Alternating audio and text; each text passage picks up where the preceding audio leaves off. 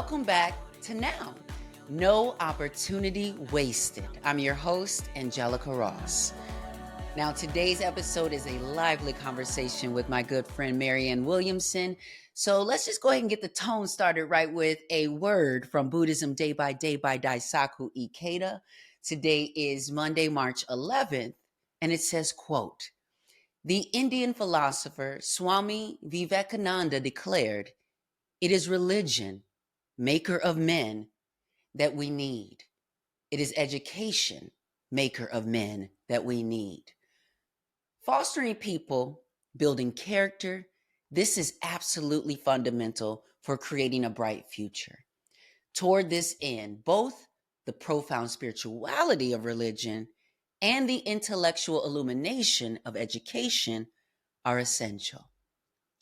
End quote. Now, I love quotes like this because Daisaku Ikeda frequently quoted various minds and thinkers and leaders from all over the world throughout history. And I think with this quote, he's pointing out the fact that, there's, I think for a long time been a battle between, religion and science or, education and religion. A lot of times I grew up in spaces where people felt like the Bible was all the education they needed. But I think that we see a lot of problematic things when people rely solely on religion, especially when we know that so many religions are taking advantage of the fact that many people are not educated and are leading the sheep to the slaughter. But also when it comes to education, like there's a lot that we can learn, but we also have to learn that information alone is not the way. So he talks about the profoundness of profound spirituality that is in religion, not just religion alone, but the profound spirituality of religion. That is something that we need, that makes us want to reach beyond our own understanding or, reach for that higher level of vibrational frequency, which I'll touch on a little bit later in our Buddhist breadcrumb. But to start off, I'm going to kick it off with, now what? A section of the podcast where I talk about what's been going on from politics to pop culture. So I want to know, did you watch President Biden's State of the Union address? I watched some of it at about 1.5 times the normal speed, but ultimately I just decided to read the transcript. In his address, President Biden touched on a myriad of issues facing the nation and the world, from the aggression of Russia in Ukraine, the defense of democracy and freedom both domestically and abroad, reproductive rights and LGBTQ plus rights. But he also reaffirmed America's commitment to NATO and criticized political division while addressing economic growth and challenges, including the need for fair taxation and healthcare reform. President Biden also mentioned the importance of tackling climate change, improving education, and the critical situation in the Middle East, specifically the Israel and Palestine conflict and Iran's threat. Now, President Biden called to also pass the Equality Act and explicitly said to transgender Americans, "I have your back." Now, I believe I recognize that line from the last State of the Union address, but I still need some specifics and a more detailed plan of action addressing specific challenges faced by the trans community and the LGBT community at large, including healthcare access, violence, and discrimination. The ACLU is tracking 478 anti-LGBTQ bills in the U.S. And so, Mr. President, I would love to know what your plan is to help us with that. Every day, LGBTQ plus Americans are contemplating moving, leaving their homes, their jobs, their schools, and their state to flee violence and oppression.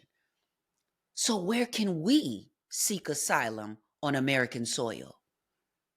President Biden also talked about economic growth, and when addressing the economic disparities, he mentioned bringing those high rents down, which is an issue that has recently been reported that 50% of Americans cannot afford rent. Biden said he would crack down on big landlords who are violating antitrust laws. I'd like to see that. What would a Biden crackdown look like?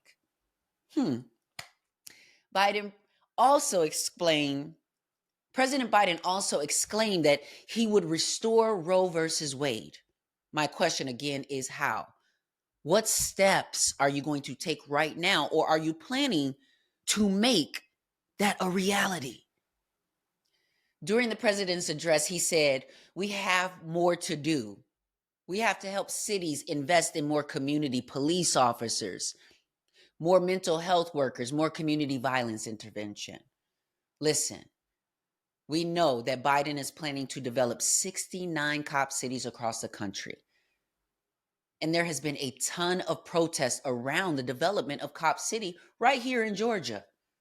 Mary Hooks, as I mentioned before, said at one of those protests, if you don't allow the people to vote and verify the signatures that they have collected, then don't come begging for our vote later. Mr. President, we do not need more police. We need an alternative to police. Instead of building a campus for police to practice their moves on us, how about building a campus for the latter half of what you mentioned? More mental health workers and community violence intervention programs. So plain and simple, it is shady to have a business and a process for the people to be heard, yet our politicians are preventing that process from happening while also claiming to be the champion of democracy. The math ain't mathin' for me. How about we decriminalize being poor in America? And instead of sending our tax dollars to war, let's address the poverty in this country. I believe that if we do that, we'll have less and less need for police.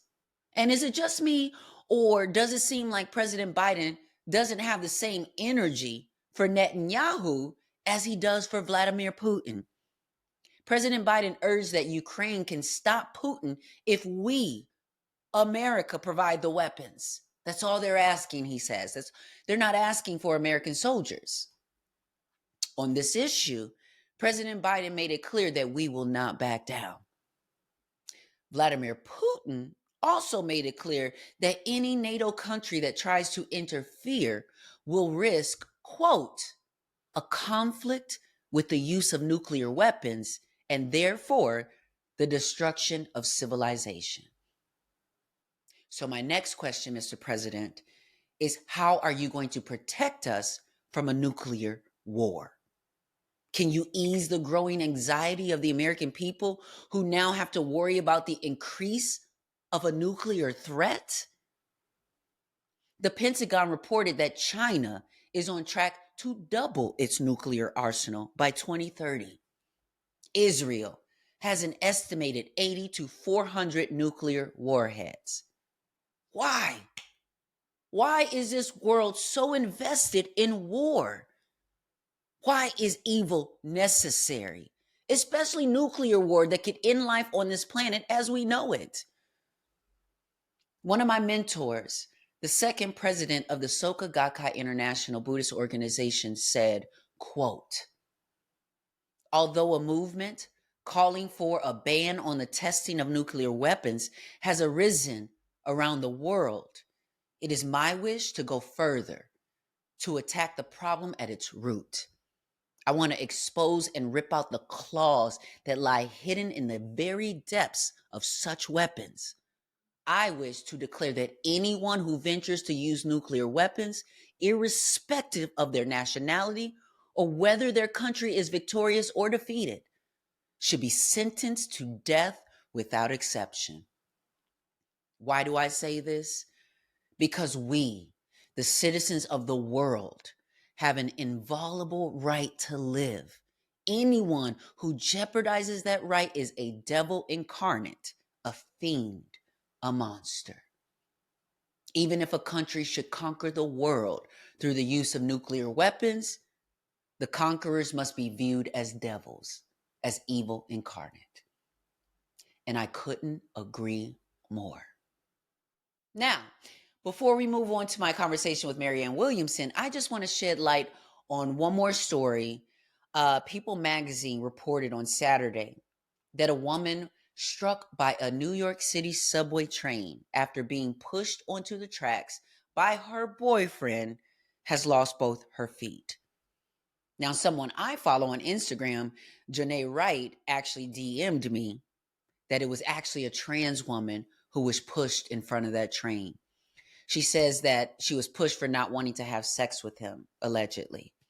I'll circle back to the story once more details are available, but in the meantime, I am praying for her healing and swift justice. Now, have you heard?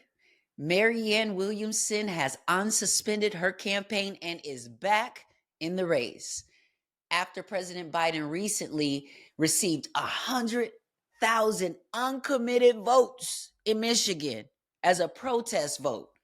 The president is now starting to finally understand just how unhappy we are with him. So I took to Instagram and I asked the people, but why is Marianne not an option as a shake the table vote? And I got back a couple replies. One person said, quote, she has said some things and allowed people on her show to say things that were construed as anti-science, anti-vaccination, but now she claims she is for vaccines. Another person commented, she's a delusional, overly spiritual wackadoo. So I asked Marianne about all of that, and we sat down and discussed the challenges she's faced, as well as the opportunity that she sees for America if we were to vote for Marianne Williamson for president. Well, welcome to now, Marianne. Thank you so much for joining us. Thank you. Didn't you and I meet once during the 2020? During the Yeah, 2020 presidential debates in yeah, Iowa. Yes, yeah, specifically. yes, I'm exactly. so glad that you remember because that was such a interesting moment for me. It was a great moment. I really enjoyed the conversations with you, and with everyone else backstage. They announced me as the host of this presidential debate, but when I got there, it was more like I was the host, introducing the segments, but not asking the questions. I have a balance like you, I believe, and this is one of the things that attracts me to you, is that I feel like I understand how to communicate in a room and sort of be within bounds of diplomacy ish, but also say the things that might be unpopular or say the things that need to be said. And then you're one of the few people that I've seen sort of continue to use your platform to break through and still say the unpopular thing. How how do you feel like that has had an effect on both your presidential run prior in 2020 and your presidential run now? Establishment politics is kabuki theater. Yeah. It's mainly performative. And as you just said, it exists more to thwart the most authentic conversation than it does to actually facilitate it. And that's why, like you said, you're more likely to have the real get down, let's be real, let's be authentic, and be meaningful backstage than in front of the curtain. Yeah. I think it's even worse in 2024 than it was in 2020 because the powers that secure that level of inauthenticity are so Mhm. empowered now and so Mhm. enabled by the almost trance like state of the traditional Democrats in too many cases, who, for whatever reason, one which I simply cannot understand, there is this willingness to believe these people when they say, trust us, we got this. Yeah, I These are the don't really same know what people, that's about. these are I the same truly people don't. who gave us Trump the first time. Right. You know what? I want to say though, if no one else has said it, I just want to say a huge thank you to you for your contribution to the conversation, the ways in which you push all the candidates to have to speak on things that they didn't have to speak on before. I appreciate you for being really a person of faith instead of wearing it as a costume and as a political play for votes, because I find myself in similar spaces with you as a community and leader and, different organizations or whatever. And I speak a language that is grounded in spiritual practice. And so I've understood everything you've said, from the fact that we experience poverty the way that we do in this country because America is poor in spirit. I understood what you mean, just when you understand having a spiritual lens on society's problems, and when you talk about reparations, not only do you talk about it from, I feel, an understandable place, but spiritually speaking, to understand what it means to atone. And so there are things that you uniquely bring to the space that no one else is bringing. And if no one else has told you, I want to tell you thank you. Well, that means a lot to me. Thank you, because I know the level uh, of your profound contribution as well, and I did then. And thank you. It means a lot to me. I also know that as American women, this leaves us with further questions, Hmm. because what it says to me is, okay, we've gotten to the point where we've got some of us laying it down. We've gotten to the point where there are enough of us who will acknowledge each other for laying it down. But none of that means that we have access to political power yet. Yeah. And the next step has got to be that not only do I hear you, not only do I acknowledge you, but we're going to do this, because otherwise our democracy and even our species are at risk. Well, I have to say that I am so grateful, because my experience, spiritually speaking, uh, has been a tumultuous one. One, though, that I think has been perfectly profound for me, but it still has been this tumultuous space of coming up in the Midwest, growing up in an evangelical family. Um, learning that I'm an abomination and all these different things. Um, to getting to a space and going and meeting some spaces and faith spaces and churches that may not have been that oppressive, but for me, they were still falling short of being able to affirm the worthiness at go, worthiness at birth for people like me, for the journey and growth and development of people like me. It was falling short to acknowledge that for me. And so eventually I was introduced to Nichiren Buddhism and chanting Nam Myoho Renge Kyo. I don't know if you're familiar with that, but what has also been quite moving for me is the president who was 95, who just passed away, the president before him, and the president before him, that all had these moments. In the 1960s, President Jose Toda had this very searing commentary, to abolish the nuclear weapons, and saying that any person who is in the pursuit, basically, of creating these weapons basically should be taken out. It was like he was like so blunt about it, but he was like saying that anyone, that every all of us have the right, unalienable right, to live, to exist, and anyone who would threaten that for, the planet, should be treated as a threat. All throughout, and each of them have had their own various sort of pinpoints, but this last president has written peace proposal after peace proposal to the UN, to disarm nuclear weapons. But of course, now with what's going on in Gaza as well, I love being in this space where people who are spiritually centered are also using that lens to address and speak up, and what I say, take responsibility for, as I've learned it, as the ability to respond, to use that lens and respond as a spiritual authorities or leaders or whatever, to say the path forward is not this way, it's this way. And I know that you, with your you created the Peace Alliance, and like, I heard you speak about if you were president that you would want to put money into creating a department that was focused on that. And I'm thinking to myself, well, that sounds like, a great that sounds like a great idea. Not only like, and then we have Cop City coming up in Atlanta and a campus. And yet I'm thinking, what would it look like to have a campus that was dedicated to creating peace in our communities?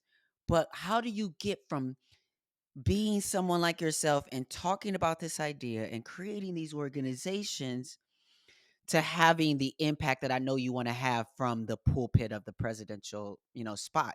Do you think that that's the only way that you might be able to reach that? Well, it's so interesting that you start with talking about nuclear bombs, because that's where my head has been all day today too. Since there was this a statement put out by the Republican congressman over the last couple of days about a developing nuclear potential on the part of Russia that could be used in outer space and so forth. And I, like you, feel that we need to challenge the belief that these weapons even should exist on this planet.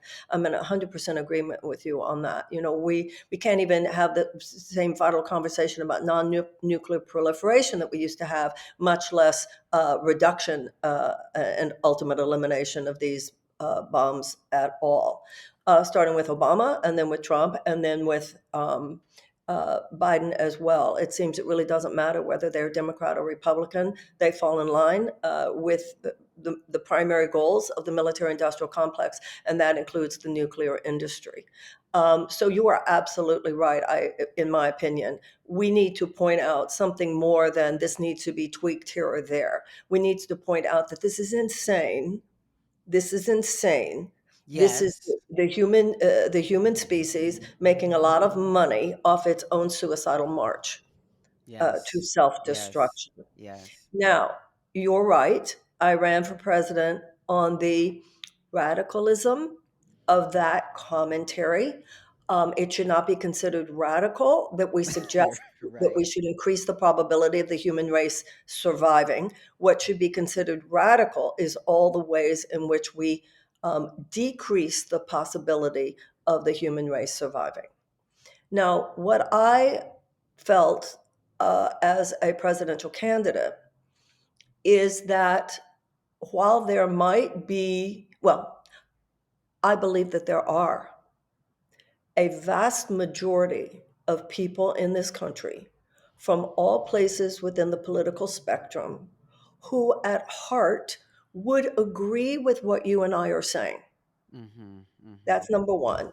And I Mhm. think that right there is an opening of possibility that is extraordinary. That's Mhm. number one.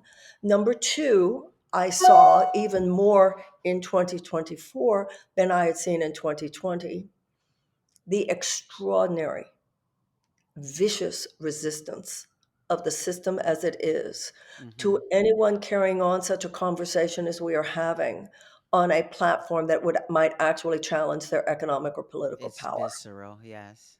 Number three, and this is where I feel we are right now, not enough people are willing to say, we need to do this. And I will not be dissuaded from using my voice. And if I see someone running for office saying this, I will help her. I will help her or him.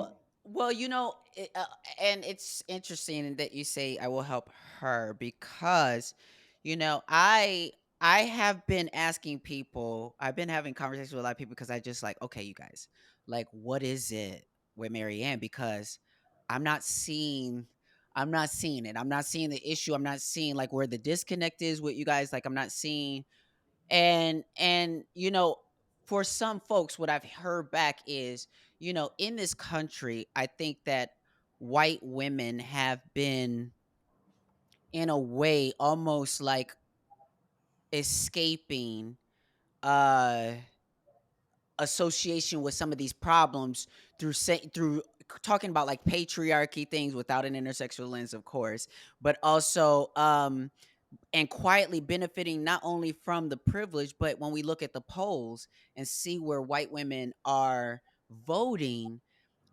there's a disconnect to what white women say and what they do. And and this is just as I'm getting some of these things and I'm listening, and I'm like, but she speaks on, reparations and understands, poverty and all these different things or what have you. And I think that the general census that I get is that there's still somehow in messaging or something a disconnect for the experience of these folks in these communities. Um, but when I was talking to this friend, I pointed out that her shortcomings, whatever you think they might be, it to me it sounds like you're still willing to accept that from a white man though, like from a Joe Biden or for whatever, and their flaws that we all are pointing out or talking about. Why are there sometimes glaring shortcomings? And to me, it seems like it has been misogyny and patriarchy. Is that what you feel like has been a big portion of your experience?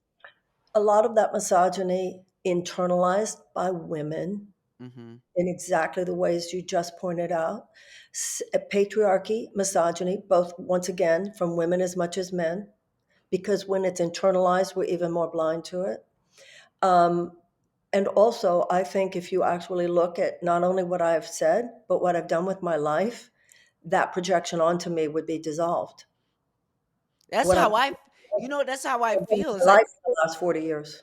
I look at your trajectory. I was watching some interviews and I was looking at your trajectory, and from Project Angel Food, which my friend my who introduced me to the practice, Alex Bowling, has told me about that for years and has volunteered for, I think it's been like a decade at least that it's been around that long at least, right? Mhm. Yes, so because I know that he has been like volunteering for as long as I know. Project But Angel was actually founded in 89, yeah, 1989. exactly. So, like, from that to I know a lot of your various work, and so it may not have been within the system of being a congresswoman, which I know you ran for, and were not able to get the seat there. And I see you tapping into the system, but me personally, I feel I've seen your fingerprint and footprints outside of the system. I keep asking this question of like these all these other folks that want to run for president and what they're going to do for us when they get into office.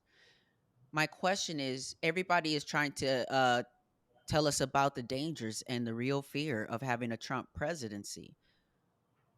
But what I don't know, I feel like I don't hear or know, or maybe obviously it's not a conversation that should be had now. I don't know. But what are these people going to do They are if not offering anything.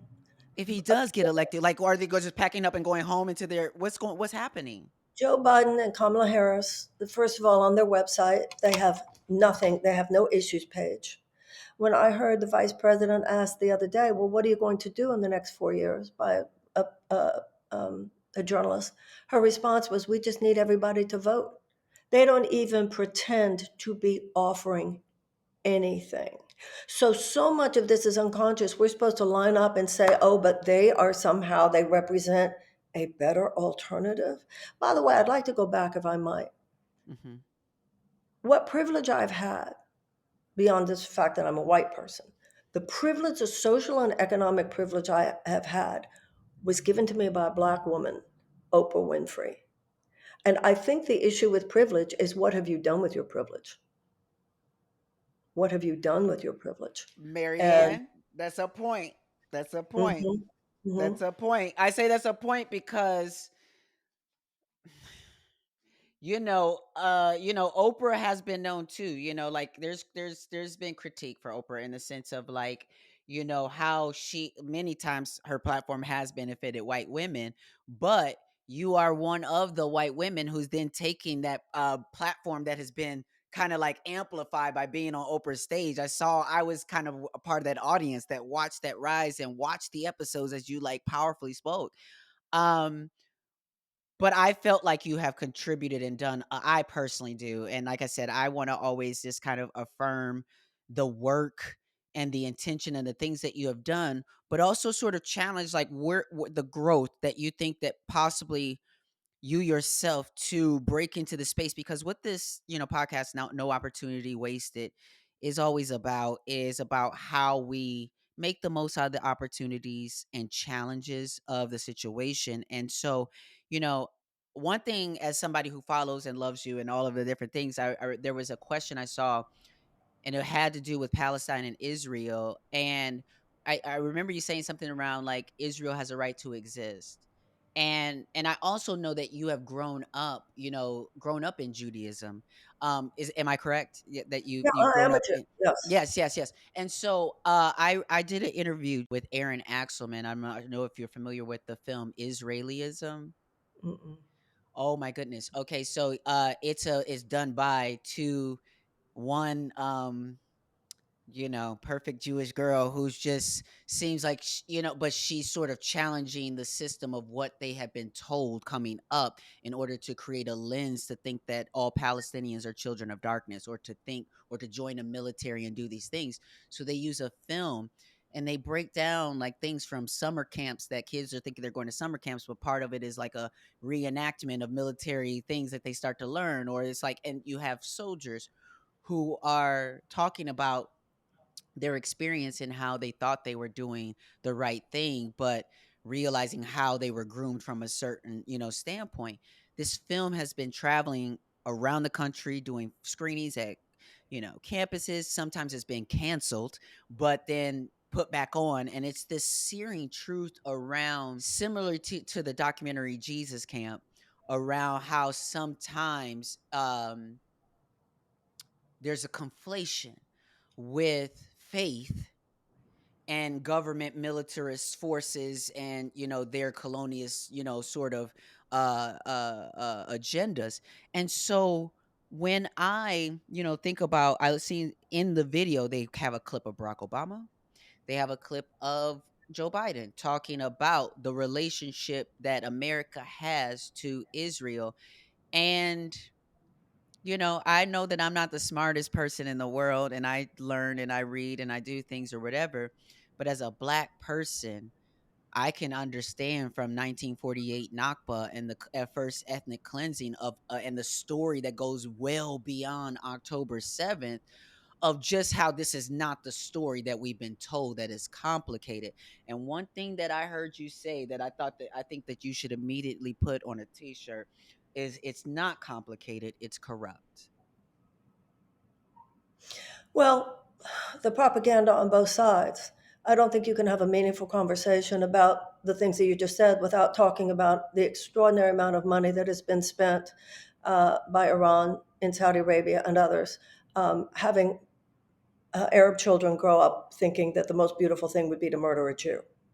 I mean, this both sides. I, People say I that's called both But sidesism. there's a thought. But right now, what's happening a lot though is thought versus action. Meaning, I get that, but what's happening in real time that's streaming on my phone right now is the murdering of Palestinian children. Is like well beyond the number, or like well beyond October 7th of what's happened. We're on, and from coming from a spiritual space, I'm never one to want to be cheering on violence and what have you. But the way that this I've stayed out of this conversation for so long, because I believed that it was too complicated to understand. And as we start talking about it, there's very not complicated things about the real actions that are happening on behalf of Israel, and the ways that a child, how can you not label them, I guess, a child of darkness when they're born in the dark, when you control their electricity, when you control their movement, their water, and they're living in an open air prison. But then to still see joy sometimes on my feed, that while they're being bombed, somehow they're dancing a dance in a square, or they're making art or doing things, even though they know that they're amongst their last days. So what I'm saying is, we know the conversation. Mhm. Sure, we know about the evils on all sides of this. But I'm talking about literally the fact that we there's a narrative that kept being pushed about October 7th. And it's And when we don't, like you said, with reparations and all the things, if we don't talk about the context of what brought us to this moment, then we're not really talking about the issue. Well, I think that that's true in terms of the larger context of October 7th. And I have been talking about that for years, and I've been talking about it both sides of the ocean. That is true, the systemic injustices. However, I don't think that the atrocities of October 7th and an acknowledgement of them is just a quote unquote narrative being pushed. Well, it is when the way that the media, I don't know if you've seen the way that the media has been playing this, from the newspapers to the media outlets, is to it's as if we don't already and haven't already acknowledged the horrors of October 7th, but it keeps being brought up as a excuse as to why they must continue moving the way that we're moving. I don't think that the press is saying you don't have to agree with the war on Gaza, which I do not agree with it, to recognize that it is a reaction to what happened on October 7th. Both are true. Both are true.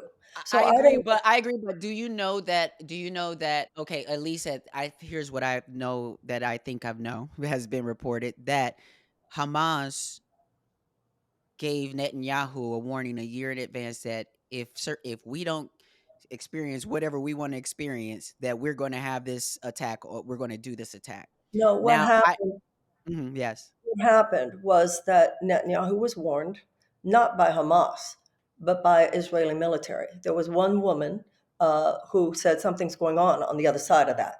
And Netanyahu, in his arrogance and in his smugness, said, nah, they could never do that. Somebody tried to show him some military plans, and he, in his smugness and his arrogance, said, nah, nothing they could ever pull off. And I think that a lot of the rage, the Irish prime minister said the other day, Israel is blinded by its rage. And I think that part of what's going on here on Netanyahu's part is rage at himself, hatred of himself.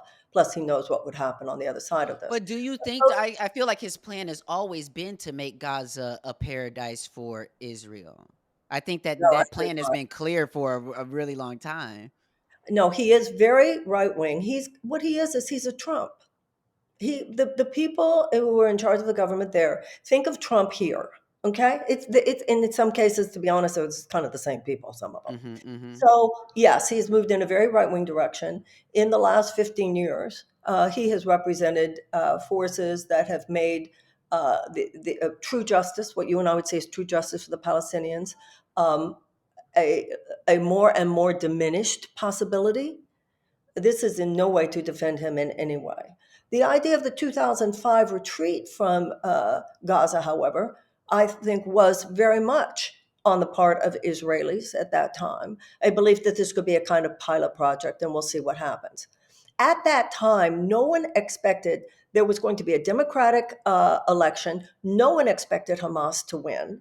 And once again, Netanyahu, in his arrogance, in his smugness, he thought, stupidly, he thought, well, I don't want the Palestinian Authority on both sides. So he actually was part of the forces that supported Hamas. So this was terrible, terrible, terrible, terrible.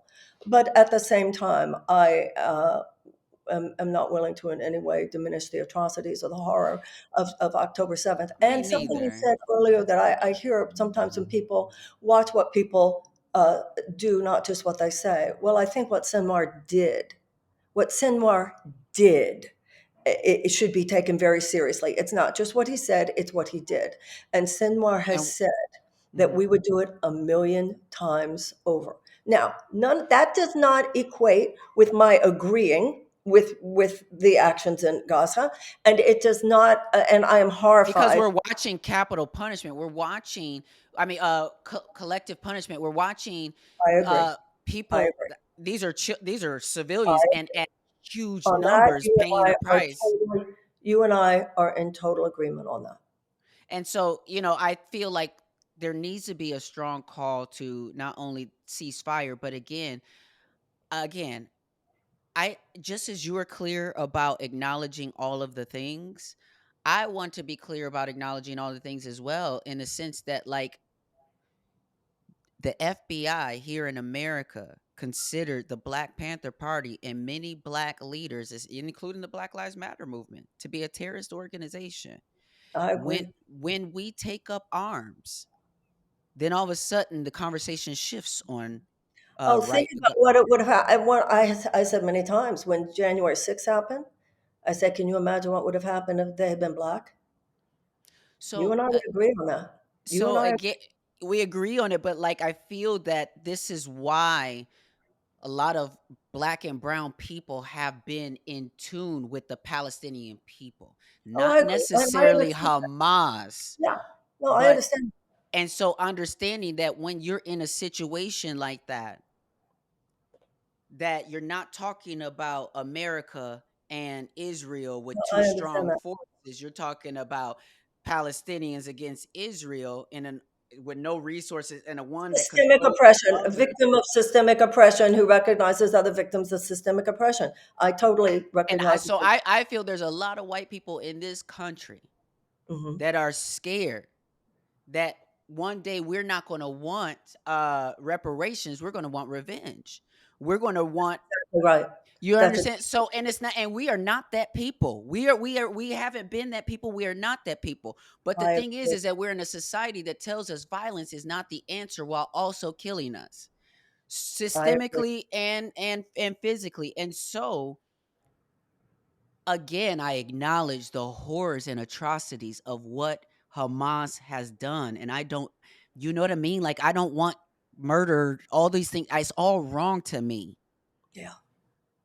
I'm not excusing anything, just like I hope anybody, no one's trying to excuse what Netanyahu is doing, excusing anything. No, I hear you, and I agree with you. But what I am saying is that I've seen the systemic oppression, and again, it ain't what the Palestinians are going through for sure. It ain't what they're going through in Sudan and the Congo for sure. But I believe that we have to continue to vote and to stand up and be counted. But I don't believe the change that is some days life or death. The change that I want to see that is some days life and death for so many of us is not going to happen from voting because of how that has to play out.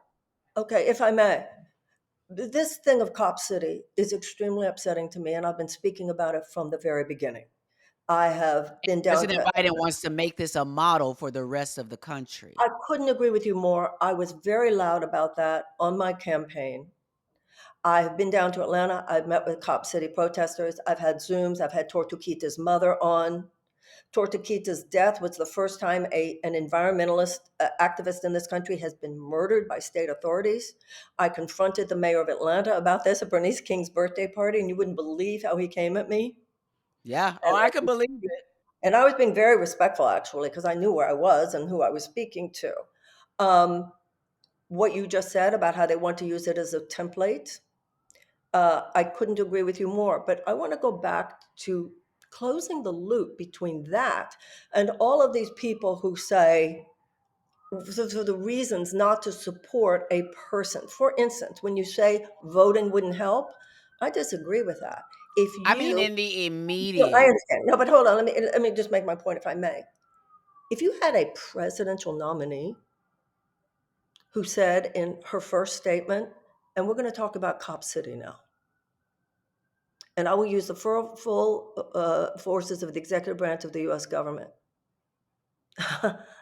I mean, so to say that it doesn't matter who wins, we haven't had a person elected in so long who would take on such powers. But then to use that, so the thinking is so straight, it's convoluted because it's saying we haven't had a person who's taken those powers on, therefore electoralism doesn't help, when actually, why don't you support a candidate who would? No, listen, I agree with you. Yeah, I not you agree with you. personally. No, I know. We're in agreement. And if I may, I want to go back to something else that Mhm, I would submit,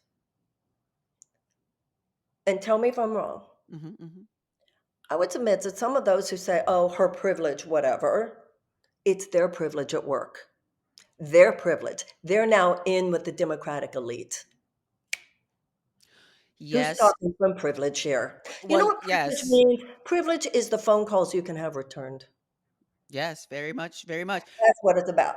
Well, here's let me be specific too when I talk about privilege as well, so that the people who are listening can really have an understanding. I talk about this with other guests on the podcast as well, but privilege is perspectival and privilege is relative in the sense that what I know about privilege being perspectival and relative is when we talk about ableism, so many people are unaware of their ableism because it's so basic of I have the privilege of seeing or hearing in this moment, and I haven't even thought about the fact that somebody else might be in this room, not seeing or hearing, and not knowing that whether it's able body privilege, whether it's white privilege, whether it's what I've experienced as cis assumed privilege, meaning people don't know that I'm trans when I go to the airport and when I go to certain places, that many of these instances of privileges can be converted into power in the moment to create shifts and create certain things. I'm What I very aware of that. what I feel like is that the mass is not aware of their blessings, of their privileges, of their power in certain ways because of the way that the system is. And so, what I see as a situation and an issue right now that is not just that the political system is corrupt and broken, but also the will of the people, I believe, is broken. I just mean traumatized from the things that we've experienced all this time. And I have friends and people who I'm recognizing in them, they don't have the fight in them. They want a good vibes only. They don't want to, have these conversations, and the will to do the work that is going to challenge us all is a little shaky, is what I see. Having run for president twice, my conviction has only been deepened that the American people are not the problem. I think the American people have a core decency. And I think a lot of this has to do with leadership. I think people hear you on the level that you speak to them from. And I have spoken to the rich and the poor, the black, the white, the brown, the gay, the straight, the non binary, the trans, the agnostic, the atheist. And I see nobility everywhere I go. I know I was once, I've worked with imprisoned, and I was having a conversation with some prisoners. And I said, we just really have to consider where the country should go. And I received as much seriousness, people being appreciated that your opinion matters. Hmm. You'll be out of here someday, blah blah blah, and taken seriously. People in some of the circumstances you would least expect, Hmm. who are more than capable, more than willing, and more than desirous of rising to the occasion beyond the labels that either they or society has put on them. We have got to move beyond all that right now. We've got Hmm. to. We've got to come out of our silos.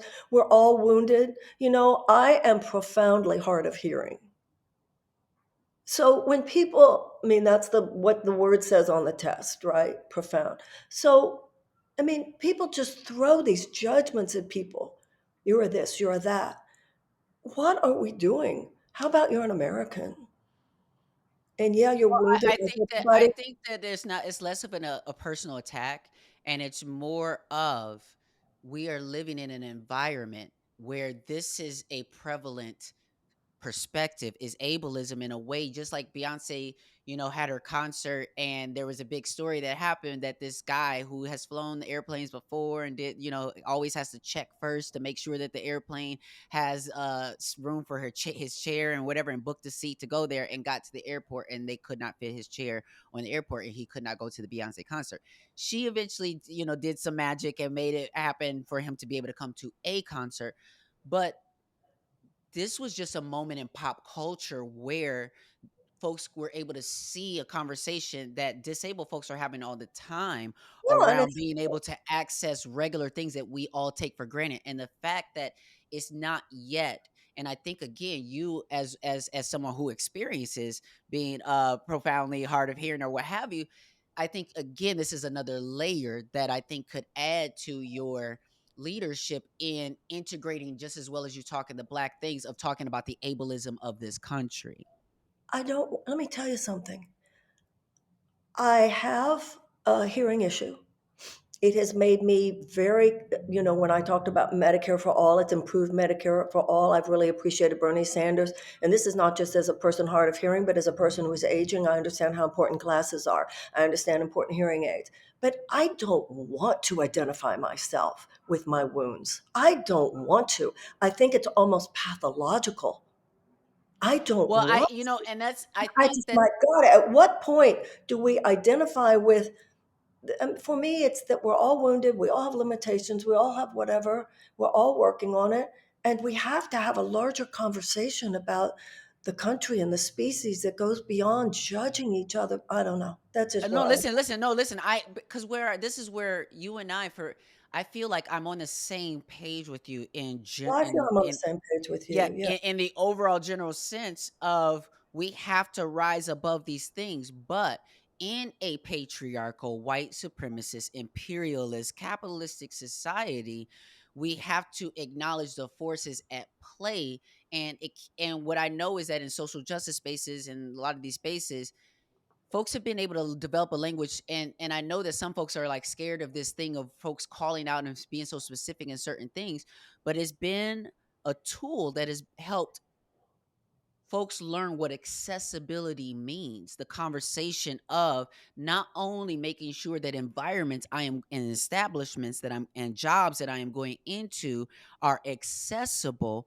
but that also they understand it's not so foreign for me to have a conversation as a person with needs that I would ask for accommodations in these spaces. And so I think that it's less of associating with your illness or sickness and more of the real need for the accommodation. That you have permission, you feel permission to say, yeah, I mean, I agree with that.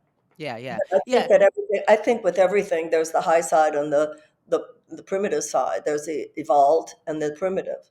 as a trans person who is grounded in my Buddhist spiritual lens and practice, I understand the importance of my lens and what I'm saying. However, I'm starting to run into some of the same challenges I think you run into, and I think that certain people run into where we have to break the conversation down to a space that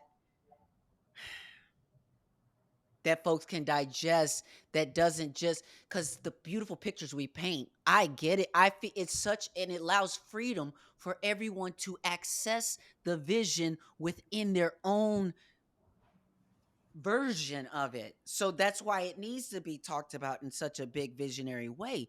But I think that it gets lost in translation. How do you and I begin to take the vision that we talk about creating and make it plain? It's interesting when you talked about reason in the Course in Miracles, there's a line where it says, "Love restores reason, and not the Mhm. other way around." Mhm. Mhm. I think it's so important to point out to people that the direction the humanity is moving in is anything but reasonable. Mhm. Is Mhm. anything but reasonable. Mhm. Spending all of our resources, so many more of our resources on ways to harm each other, even kill each other, than we spend on ways to heal each other, help each other, Mhm. and thrive.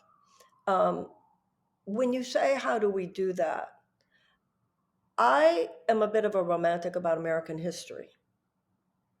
And I think that the ideals that were embedded into our founding documents, despite the fact that those ideals of total equality and genuine social and political enlightenment were embedded by people who were risking their lives in order to sign that document, because if the British had won, they would have been killed. And yet 41 of the 56 signers were themselves slave owners. Mhm. So that dichotomy Mhm. between who we say we are, Mhm.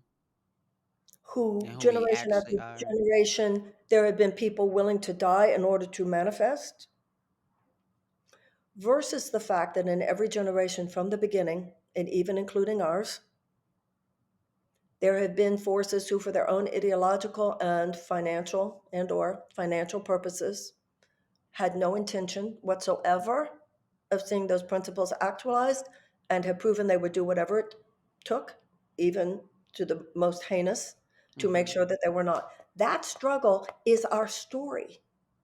That both and is our story. We are both and, we have always been both and. Mm-hmm. And I think every generation reiterates the struggle, Mm-hmm. some more dramatically than others.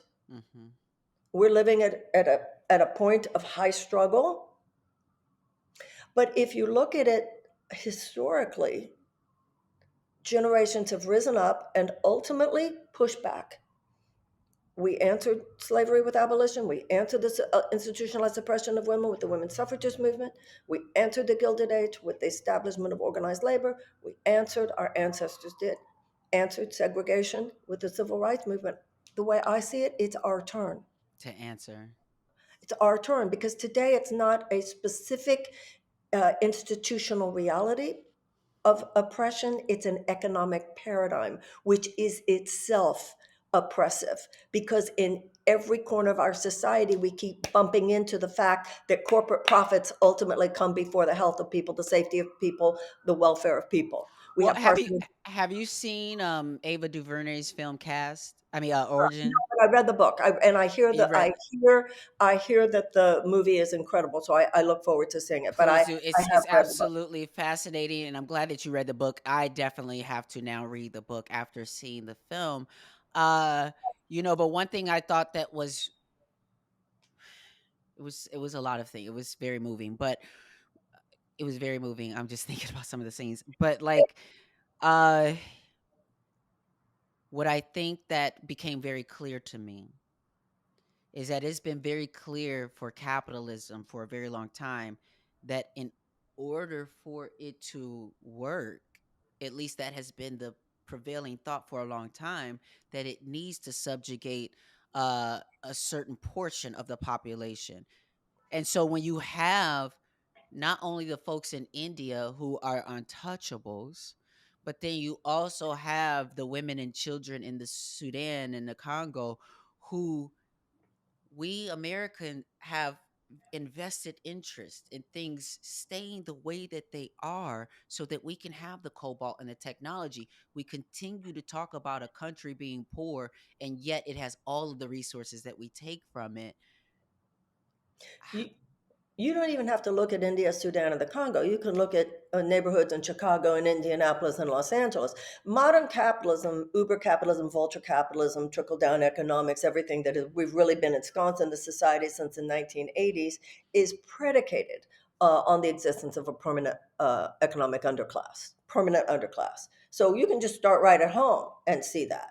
And for the same reasons that you say. But the point I was making was that to me, because when we talk about how do we burst through this, to me, and I've seen this with audiences, give the historical perspective. Now, what Isabel Wilkerson does is she gives a historical perspective globally throughout time. Mm-hmm. But if you just look at it here in the United States, and Absolutely. then I always say, Angelica, I always say, definitely we need to identify the problems in our past because we need to in order to see their legacy in the present. But let's identify with the problem solvers.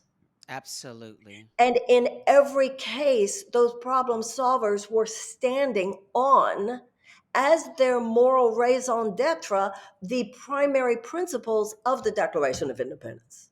That Mm-hmm. in this country, we stand on the idea, not that we have ever perfectly manifested, nobody's naive enough to think that, but which at our best, we have expanded, and at our best, we have protected Mm-hmm. because of our belief in these underlying principles. To me, that is so powerful. And what I've seen, I think Americans have an instinctive understanding of that.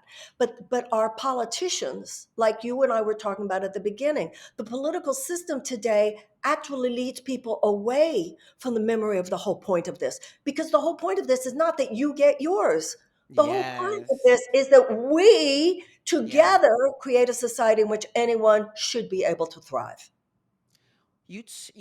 I'm on I whether you are running for president or whether you are leading the Peace Alliance. I personally have really taken this chapter of my life, being 43, very seriously in my not only my Buddhist foundation, but in my response to society and what the ails and the things of society need, where I need to show up, where I need to be present, where I need to grow, all of these different things. And so I personally want to always continue to offer myself to you and to your vision. I want to see what you see come true. I want to be a part of the Peace Alliance. I am still finding out in ways in which I can amplify my voice to speak to the UN and to challenge again the abolishment of nuclear weapons and all of these things. I do believe that peace is a way, but it has to be through an acknowledgement. I believe that you know again, I as a black trans woman and someone who's going through Nichiren Buddhism, when I talk to my own people uh, at the intersections and in the margins, I've had my challenges, and I may sound at times like I'm telling people to pull themselves up by their bootstraps, or I'm saying anybody can do it. I did it. I'm a trans person, a black trans person who came from sex work, who came from these things. And I am saying that, and I do believe that, but I do also acknowledge the very real challenges and barriers in front of you. But what I want to do is to teach people how to see those things as minuscule, or to at least understand their power is greater. And when we Exactly. talk, but unfortunately, I think the spiritual abuse that when we talk about, and again, I hear you, and I believe what you say. I agree with you that the problem is not the people. It is this broken system. But I also do believe that we have work to do, just in we have work to do. And I think that a lot of projection is on our own president candidates, on heroes, and It's on unbelievable having been in that space. It's unbelievable how are you ever going to have what you say you want, not you personally, yeah, in a position of power if you work so hard to tear down anyone who's trying, even the people who agree with you. I mean, even when absolutely. you're talking about ableist, what have I ever done that's ableist? I mean, it's like you Well, receive but I these. think, but I want to get, and I want to give this to you so that maybe this will help. Just like I really do, I really, because it's not. I don't think it's as big of a deal as anything. Because this is the thing. There was a conversation going on, and it went viral on the internet when I forget which comedian. It was some comedian that said they were being accused of being transphobic, and they were like, "That's ridiculous! Like, that's ridiculous. Call me transphobic. I have this, and that, what have you." And I had to call up my friend T.S. Madison, who's a trans woman, a very popular trans woman in pop culture, and talk to her as a trans woman and say, "T.S., let me explain that you too are transphobic. And I have been transphobic too. As trans people, for us, we start out that way because we look in the mirror and we are judging ourselves and saying, look at how broad your shoulders are, look at how deep your voice is, look at how so as a trans person, I grew up in a society that has a perspective against everything that I am and I'm breaking through. And through transition, have to go through this process of removing that film from what I see and how I see myself. And so it's not something that is, oh, you're a bad, like, oh, you're this type of person.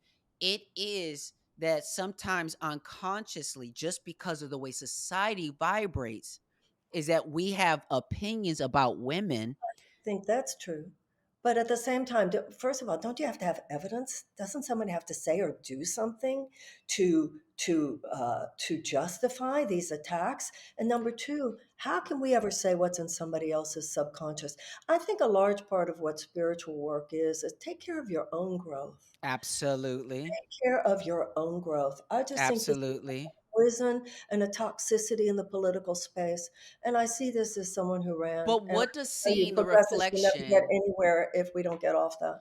but what does seeing the reflection harm? Meaning, I've had moments where I've been confronted with my ableism, with certain things, and not really realizing it, and then being like, actually, you're right. I could be more aware of these things. Well, I think Uh, that's all day, every day. I think that should be all of our practice. I think that's all that this conversation is truly trying to get the center of. I don't think it's as I think sometimes it gets to be that when folks have this sort of um reaction to it that's like, well, I didn't do nothing wrong, or I'm not this, I'm not that. It's like, no, we're But not trying can't you to. say that about anything? Can't you say Yes. to anybody Yes. about anything? You might not admit it, but you have a racist thought. You might not admit it, but you have a white, American chauvinistic thought. Yes. You might not. I mean, Yes. how can anybody live with that? Well, that's what I I'm mean, saying is you don't you it's we're not asking. What we're asking is for us no longer to live with that in a way that is unchecked.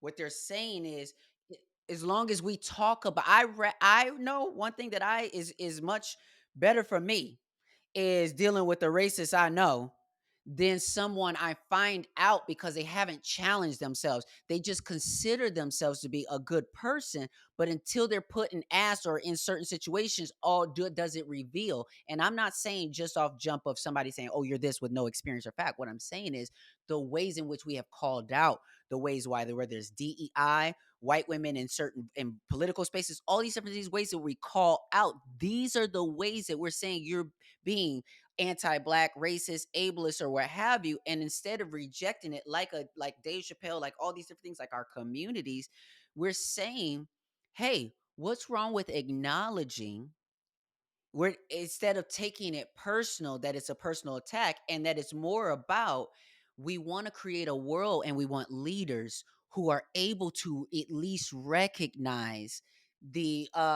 recognize the ways in which they can have more inclusive language or anecdotes that recognize everybody can't walk. Like, I do certain things, I'll have certain things, and I know it's overkill. I'm telling you, for myself, as somebody that's in the movement, sometimes I feel, because I'll say, this is crazy and whatever. And after I say that, immediately I say, I apologize. That's ableist. And it is. But so I try to use different words like wild and blah, blah, blah. And I try to model in the moment of, now, is that like, am I a terrible person because I just said that? No, I don't think so, but I think the call is to see someone that is aware of the opportunity to have a more inclusive language. I think that there's a personal growth space in which you do that all day, every day, Yeah, and it's appropriate. yeah. Political But no, space, but most people, I think a lot of people don't do it though, and right? they Well, don't. I'm in that space, and I've been in that for my whole life. So that's number one. How do Number you two, get more people in that space with you, the white it's people that not you our are in job to community get with? more people. We've got to get over this. It's my job to tell you what to do and you how to But be. as a leader, you as a leader who's running for president, you don't have to speak to other white people to tell them how to be less anti-black. No, that's not, well, what you can do is demonstrate something much better. But when you talked before, when you said the business of overkill, and you and I are talking about two different spaces. In the personal growth space, that's everything. You and I were having a personal growth. I'd say, Angelica, you just blah blah blah, and you say, Marianne, you need, and it's understood, and it's safe, Mhm, and it's mhm. merciful, Yes, yes, and that's yes, yes. understood. Yes, yes, That's yes. one space. I know that space well. I believe in it, and it is a 24-hour day, and we owe it to ourselves and to our world. That's that space. Then there's the political space. It is more than overkill, it is soul murderous.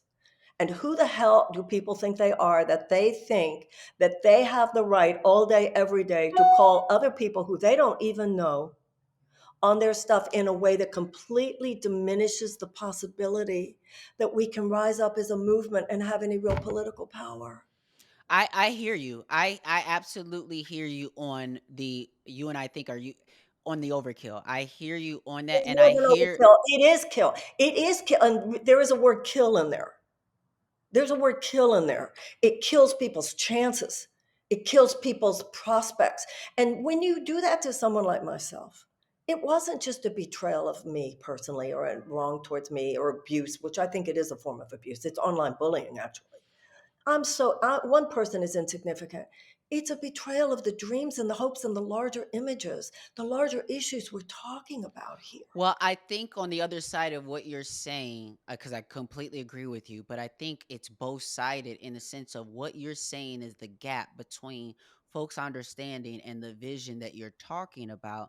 I think there's a similar gap between what the understanding is when folks call out these issues and what the practice is from those folks as well of being in good faith, of being like what we talked about, what would happen in the personal space, of offering in the political space. Hey, this perspective is a little anti-black, or this is racist, or this is this. If you say it like this, or I come from these organizations, and this is the language that we've developed, or And whatever. that's appreciated. I saw that so much. When people criticize me in a respectful way, Right, I'm right, grateful. I'm right, learning. I'm growing. We're people. right. That's Absolutely. it. They are two completely different I things. agree. I One agree, is and a I think it's a respectful power suggestion dynamic. that you consider your language should be different. And I'm, oh, thank you so much. That's beautiful. That's growth when it's publicized. That's kind of wonderful. That Absolutely. should be part of the political. Absolutely.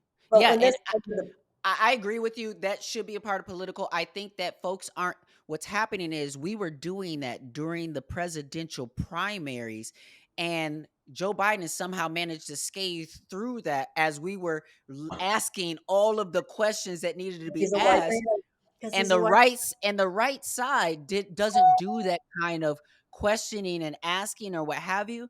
I think that we definitely, and so in our Democratic Party, we aren't the fact that the DNC isn't holding a primary like they would if he was running differently again, that removes that conversation. It removes the ability for us to have that full democratic conversation. absolutely.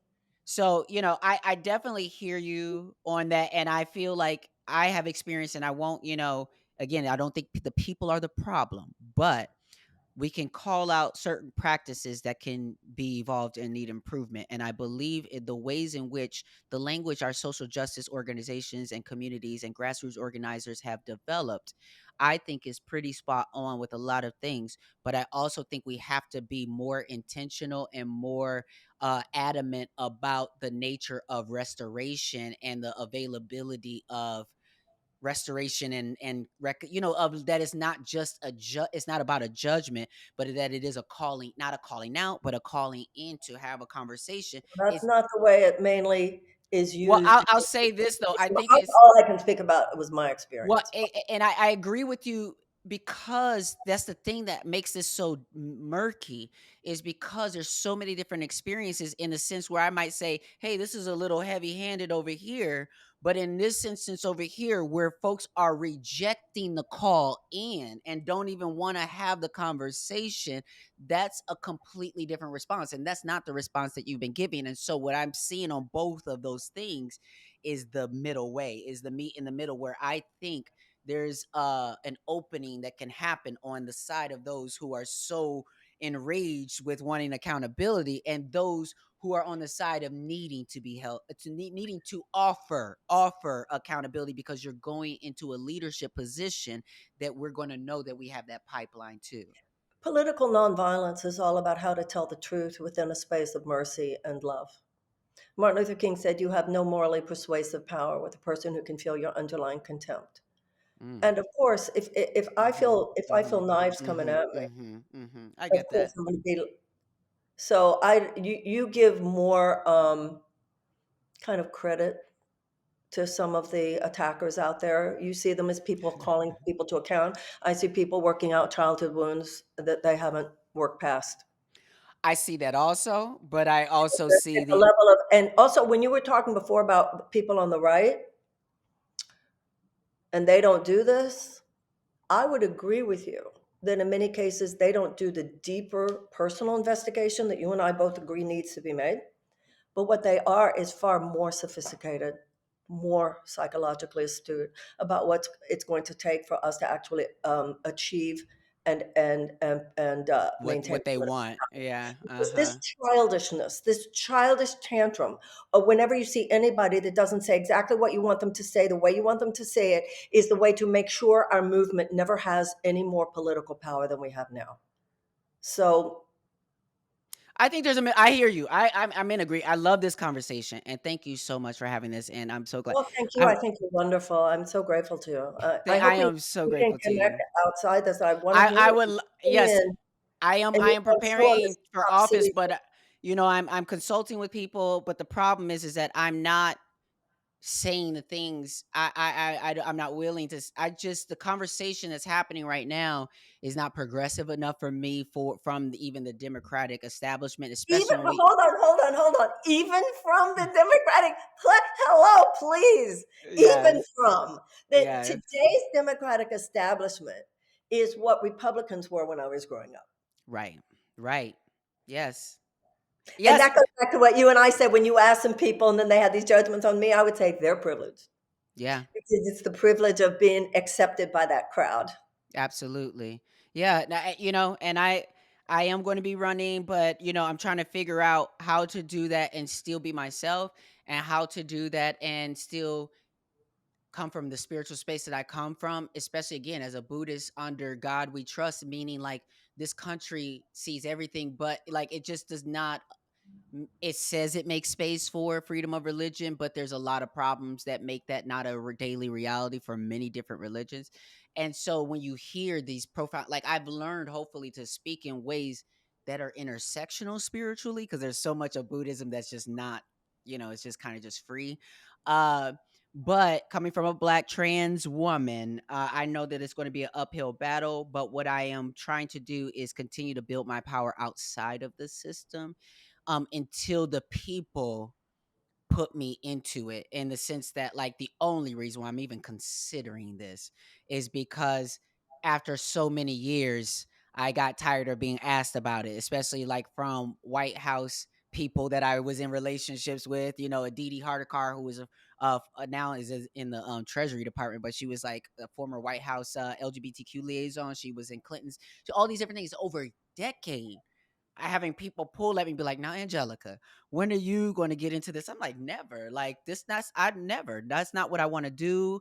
I don't. I can see the plays. Like, to me, I don't know if I'm watching a presidential election half the time or the Super Bowl. The way that they talk about it or in the media is such a game. It's such a thing, and it's a thing that I see the things, and I'm not sure. I haven't been sure that I can get in there, and when there's so much of that. But what I know I can do, and I don't know if this is how you feel as well, but at the very least, I can stand as a stark contrast when I'm in the space.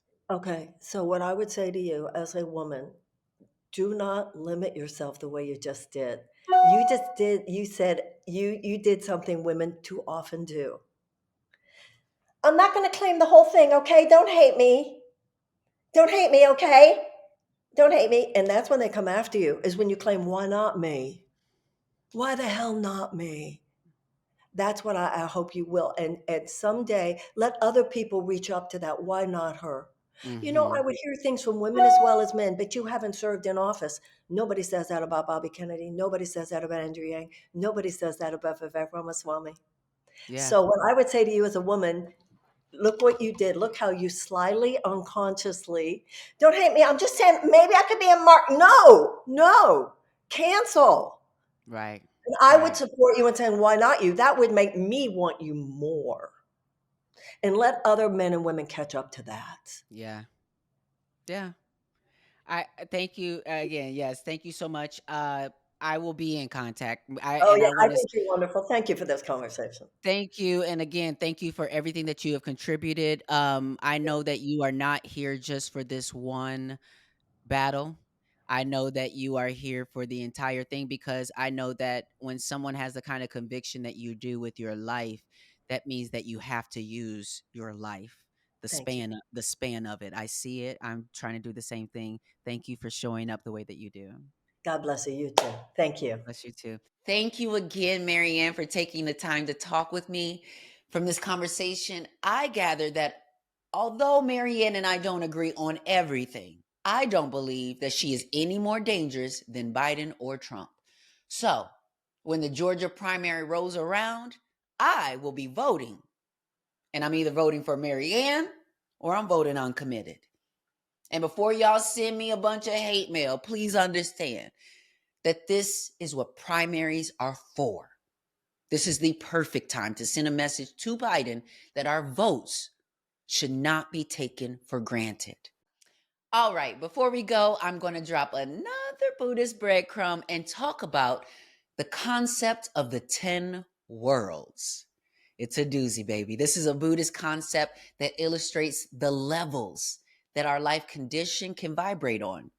The world of hell, the world of hungry spirits, also hunger, the world of animals or animality, the world of asuras, anger, the world of human beings, humanity or tranquility, the world of heavenly beings, meaning heaven or rapture, the world of voice hearers, learning, the world of cause awakened ones, realization, the world of bodhisattvas, and the highest level of condition being the world of Buddhas or Buddhahood. So, simply put, we Buddhists believe that heaven and hell are right here on earth. Nichiren Daishonin writes, neither the Pure Land nor hell exists outside of oneself, but lie only within one's own heart. Awakened to this, one is called a Buddha. Deluded about it, one is called an ordinary person. The Lotus Sutra reveals this truth, and one who embraces the Lotus Sutra will realize that hell is itself the land of tranquil light. If you want to learn more about studying and practicing Nichiren Buddhism, you can visit sgi-usa.org, where they go into full detail about the 10 worlds. But I also recommend subscribing to their Buddhability podcast. And you can also visit nichirenlibrary.org for free to read the Lotus Sutra as well as the writings of Nichiren Daishonin, where you can find the passage I just quoted from, hell is the land of tranquil light. But just so you know, the actions that you are taking right now will determine the vibrational frequency of your life. Being a Buddhist won't keep you from experiencing hell, but it will give you the ability to create a portal for yourself and others to get to higher ground. Someone you know might be in their own personal hell right now. So I want to encourage you all to become the kind of person who can help shoulder some of the pain and help someone see their way out of suffering. No opportunity wasted. Nam yo ring yo, nam yo ring yo, nam yo ring yo.